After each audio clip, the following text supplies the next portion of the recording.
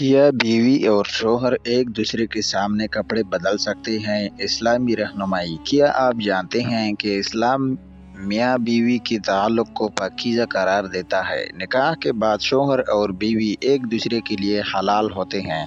कुरान में फरमाया गया कि वो तुम्हारे लिए लिबास है और तुम उनके लिए लिबास हो। इसका मतलब है क़ुर्बत, एतमाद और पर्दादारी। शौहर और बीवी एक दूसरे के सामने कपड़े बदल सकते हैं।